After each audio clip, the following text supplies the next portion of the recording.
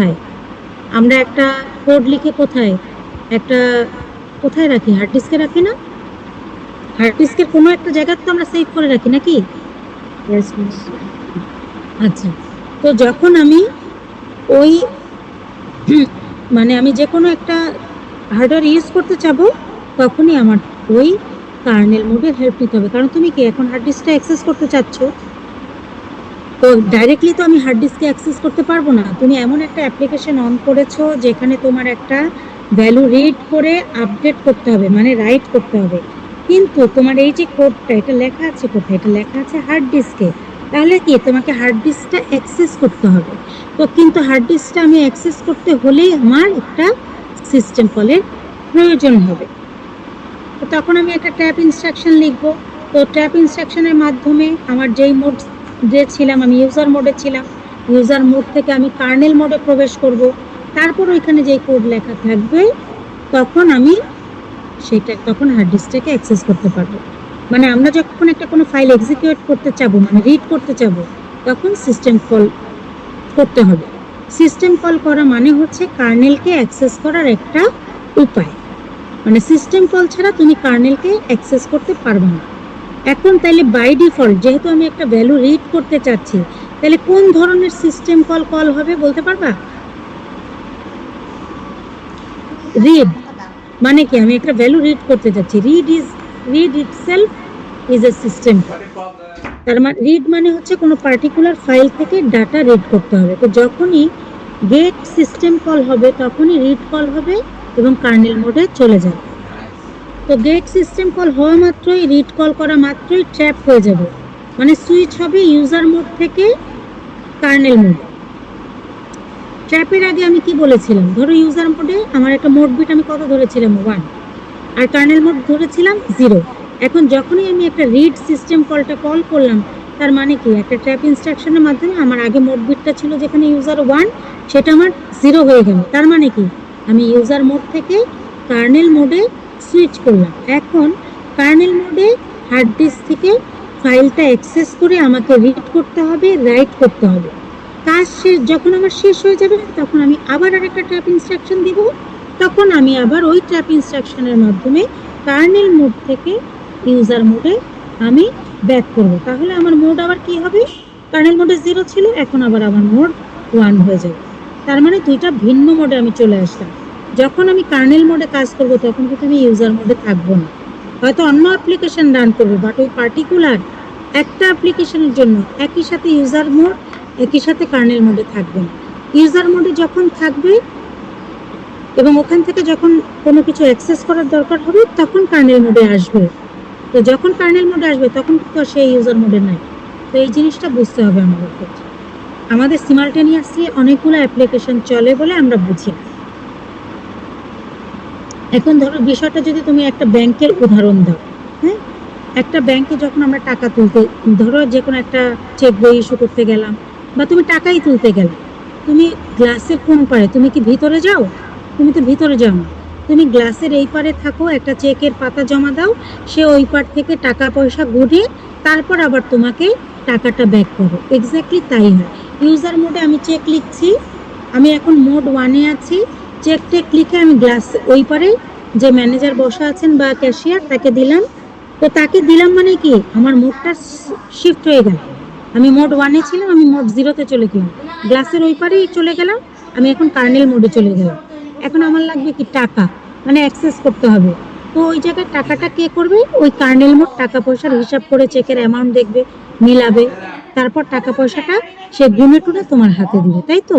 তো এই যে কাজগুলো কার্নেল মোডের কাজটা কিন্তু হচ্ছে, কার্নেল মোডের যে কাজ শেষ, তার টাকা পয়সা গোনা শেষ, তোমার চেকের অ্যামাউন্টের সাথে টাকাটা সমান সমান হওয়ার পরে সে তোমাকে কি করবে? এই পারে তোমাকে টাকাটা ফেরত দিবে। তখন কিন্তু তুমি আবার মোড 0 থেকে মোড 1-এ চলে আসবে, মানে কার্নেল মোডে অ্যাক্সেস করা শেষ, এখন তুমি এসে আবার ইউজার মোডে আসলে, সে তোমাকে টাকা দিল, তুমি টাকা নিয়ে চলে আসলে। আসলে এইভাবে আমরা অপারেটিং সিস্টেম কি করে? সকল রিসোর্সের কন্ট্রোলটা করে। হ্যাঁ, এখন আমি যদি ডাইরেক্টলি হার্ড ডিস্কে তোমার অ্যাক্সেস করতে পারতাম, তাহলে হার্ড ডিস্কে একটা ভ্যালু, কিন্তু যদি আমি একবার আপডেট করতাম ওই ভ্যালুটা ওই অবস্থায় থেকে যেত, মানে আপডেট হয়ে যেত। তো বারবার তোমার একটা ডাইরেক্ট অ্যাক্সেস একটা হার্ড ডিস্কে গেলে অনেক ভ্যালুই দেখা যেত ওলটপালট হয়ে যেত। তুমি অপারেটিং সিস্টেম কি করে, এই জন্য রিসোর্সটাকে কন্ট্রোল করে যে কাকে কখন অ্যাক্সেস দিবে, কাকে কখন দিবে না।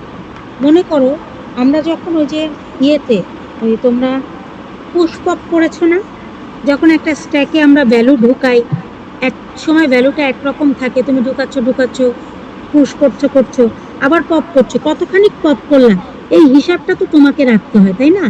এখন একটা স্ট্যাক যদি দুইটা প্রোগ্রাম ইউজ করে, তো যখন দুইটা প্রোগ্রাম তো আর একই সাথে ওই স্ট্যাকটা তোমার অ্যাক্সেস করবে না, একজন অ্যাক্সেস করবে তারপর আরেকজন করবে।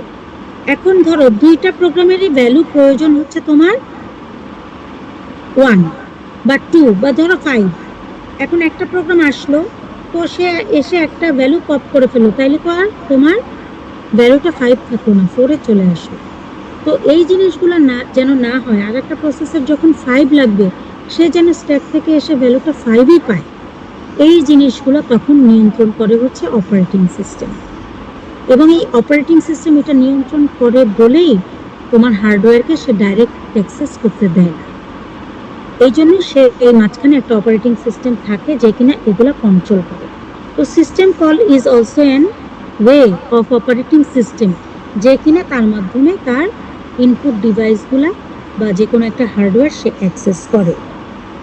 আর এইটা অ্যাকচুয়ালি অপারেটিং সিস্টেমের একটা responsibility, so that that resource can be distributed properly, অথবা তোমার সে রিসোর্সটা এমনভাবে ম্যানেজ করে সো দ্যাট যেই প্রোগ্রাম যখনই আসুক তার যেই ভ্যালু প্রয়োজন অথবা যেই রিসোর্স প্রয়োজন সে যেন সেটাই পেতে পারে।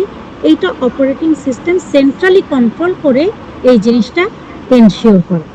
সো এখানে কিন্তু আমরা খুব গুরুত্বপূর্ণ একটা টপিক করে ফেললাম সিস্টেম কল করতে, যে operating system basically A resource manager and how he does it, এটা কিন্তু আমি তোমাদেরকে এতক্ষণ এক্সপ্লেন করলাম। সো আমি কিন্তু তোমাকে কোয়েশ্চেনের সাথে উত্তরটা কেমন সেটাও বলে দিলাম। সো আমার ক্লাস যদি তুমি মাইনরলি না করো, তো কোয়েশ্চেন যখন আসবে তখন উত্তর খুঁজে পাবে না, বুঝতে পেরেছ? এখন আমরা ইউজার মোড কার্নেল মোড দুইটাই বুঝলাম। তো আমরা যেই অ্যাপ্লিকেশনই রান করি না কেন, হোক সেটা গান শোনা অথবা ইন্টারনেট ব্রাউজ করা বা এপিআইকে ইউজ করা, প্রোগ্রাম লেখা, এই সব কিছুই কিন্তু হয় ইউজার মোডে। এখন যদি অপারেটিং সিস্টেমের কোনো ফাংশন ইউজ করতে চাই তাইলেই আমাদেরকে যেতে হবে কোথায় বলো তো? কার্নেল মোডে। এক্স্যাক্টলি, কার্নেল মোডে। আর আমরা যারা ইউজার মোডে কাজ করি তো করি, আর কার্নেল মোডে যখনই কাজ করতে যাব তখনই আমাদের প্রয়োজন হবে কি সিস্টেম কল। তো সিস্টেম কল এমন একটা প্র্যাগম্যাটিক ওয়ে যেটাতে ইউজার মোড থেকে কার্নেল মোড এবং ভাইস ভার্সা সুইচ করা যায়। আমরা যদি কোনো প্রোগ্রাম লিখি 2+2 4, ঠিক আছে, কিন্তু যদি এটাকে মনিটরে দেখতে চাই প্রিন্টএফ কমান্ডটা দিয়ে, তার মানে প্রিন্টারের অথবা হার্ড ডিস্কে আমাকে অ্যাক্সেস করতে হবে। Then it will be needed to go to the kernel mode. এবং উইন্ডোজে এই ধরনের 700 রকমের সিস্টেম কল আছে, বুঝতে পেরেছো? তো যেমন ধরো প্রিন্টএফ একটা কল, প্রিন্টএফ একটা ফাংশন, এই ফাংশনটা সিস্টেম কলকে অ্যাক্সেস করে। প্রিন্ট এক রকমের রাইট, হ্যাঁ, তো আমরা ডাইরেক্ট সিস্টেম কলকে অ্যাক্সেস করি বা ফাংশন অথবা এপিআইয়ের মাধ্যমে অ্যাক্সেস করি, আলটিমেটলি সেটা সিস্টেম কলের মাধ্যমেই এক্সিকিউটেড হয়। আমি যেখানে এই কথাটা যেটা বললাম, যা তুমি ফাংশন কল করো অথবা ডাইরেক্টলি সিস্টেম কল করো, তুমি যাই করো না কেন, ফাংশনও তোমার সিস্টেম কলের মাধ্যমেই এক্সিকিউটেড হয়। লিনাক্সে টেক্সট এডিটর ওপেন করে সি প্রোগ্রামে ডাইরেক্টলি রিড অথবা রাইট সিস্টেম কলগুলোকে আমরা ইউজ করতে পারি, কিন্তু এমন কিছু অপারেটিং সিস্টেম আছে যেগুলোতে ডাইরেক্ট সিস্টেম কল লেখা যায় না, তারা এপিআই ইউজ করে। তাহলে কিছু কিছু ক্ষেত্রে আমরা কি করতে পারি, আমরা সিস্টেম কল ডাইরেক্টলি করতে পারি। কিছু কিছু অপারেটিং সিস্টেমের ক্ষেত্রে আমরা ডাইরেক্টলি যেহেতু সিস্টেম কলটা লেখা যায় না, সেহেতু আমরা এপিআই ইউজ করে আমরা এই কাজটা করতে পারি। এপিআই কিভাবে কাজ করে, এপিআইতে বিভিন্ন লোকাল লাইব্রেরি ফাংশন থাকে, প্রিন্ট এফ, স্ক্যান এফ। তো আমরা ডাইরেক্ট সিস্টেম কল করি না, তখন আমরা এপিআই ইউজ করি। তো এখন সিস্টেম কল ডাইরেক্টলি করো আর এপিআই করো, যাই করো না কেন, এট দ্য এন্ড সিস্টেম কলই ইনভোক করে কার্নেল মোডকে টাস্ক পারফর্ম করার জন্য। বুঝাইতে পারছি? তো আপাতত আমরা বুঝতে পেরেছি। এখন আমরা স্লাইডে যাব। আমি তোমাদেরকে ইনিশিয়ালি বলে দিলাম যে অ্যাকচুয়ালি আমরা কিভাবে এই সিস্টেম কলটা কাজ করে, সেটা আমি তোমাদেরকে এতক্ষণ বোঝালাম। এখন আমরা দেখব স্লাইডে কি আছে। ইনিশিয়াল আমরা একটা ধারণা পেলাম।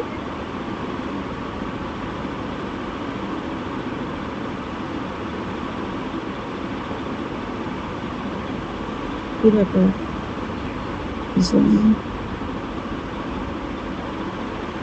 আচ্ছা,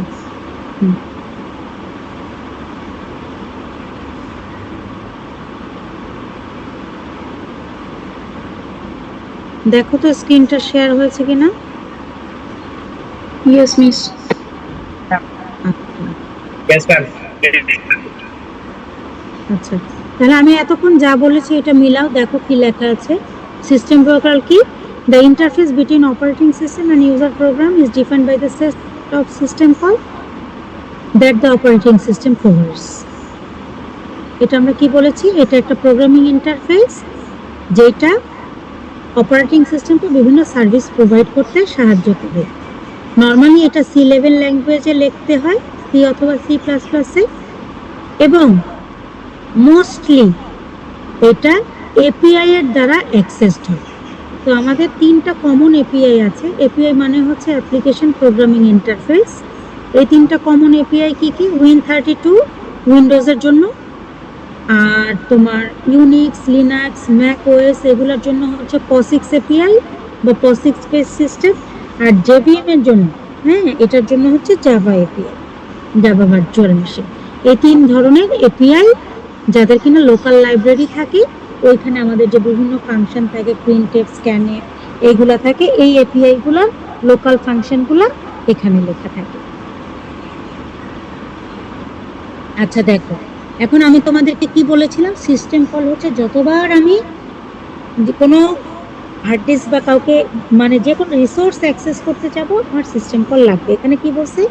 system call sequence to copy the content of one file to another file. এখানে কি বলেছে? আমি একটা ফাইল থেকে, একটা সোর্স ফাইলে একটা জিনিস আছে লেখা, সেটাকে আমি একটা ডেস্টিনেশন ফাইলে কপি করব। এই এতটুকু একটা কাজ করতে গেলে আমাকে কতগুলা সিস্টেম কল করতে হবে সেটারই একটা লিস্ট আছে। দেখো, এক্সাম্পল সিস্টেম কল সিকোয়েন্স। হ্যাঁ, অ্যাকোয়ার ইনপুট ফাইল নেম। তোমার ইনপুট ফাইল নেম মানে কি? এটার নেম নিতে হলে কি, ইনপুট নিতে হলে তুমি কি পিসি থেকে, কিবোর্ড থেকে ফাইলের নেমটা ইনপুট দিবা না?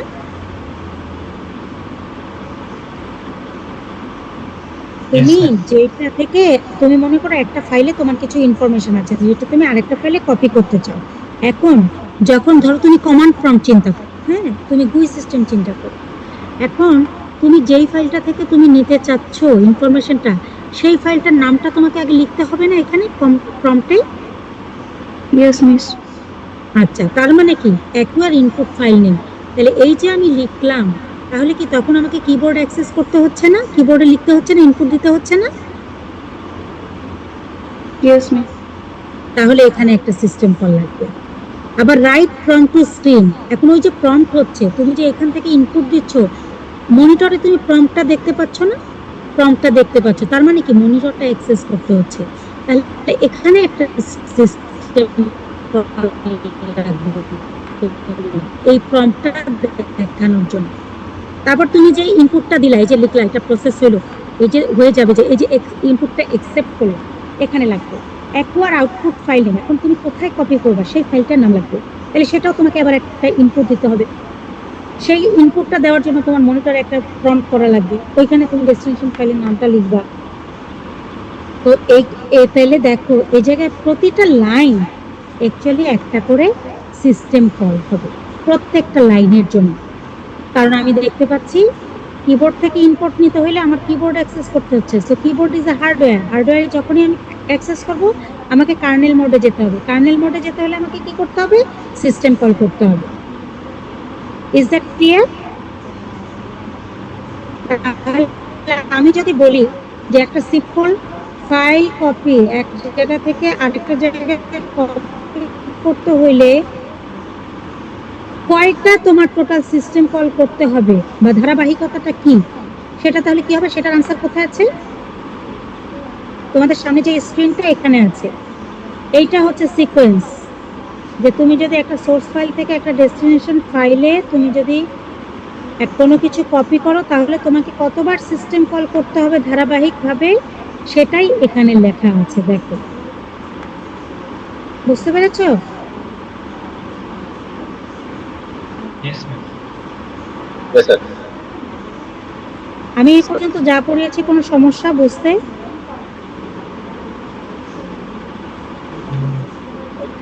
এমন কিছু আছে যেটা বুঝতে পারোনি?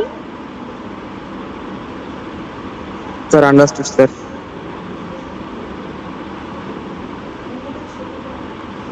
Yes, sir. ওকে, ঠিক আছে।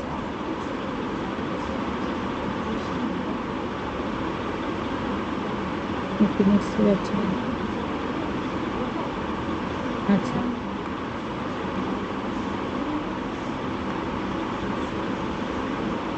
কোথায় চলে যাচ্ছে এটা?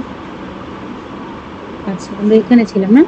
এখন জেনারেল ওভারভিউ কি বলেছে? একটা process normally user program user মোডে চলে। যখনই সিস্টেম সার্ভিসের প্রয়োজন হয়, একটু 1 মিনিট। হ্যালো, হ্যাঁ, ইয়াসনাকে জিজ্ঞেস করেন ও বের হবে কিনা। 3:30। ঠিক আছে, একবারে ওকে নামাই দিয়ে আসে। হ্যাঁ হ্যাঁ হ্যাঁ, ঠিক আছে। বাসা থেকে বের হওয়ার সময় আমাকে ফোন দিন। আচ্ছা, সরি। আচ্ছা, কি বলেছে? নরমালি একটা প্রোগ্রাম ইউজার মোডে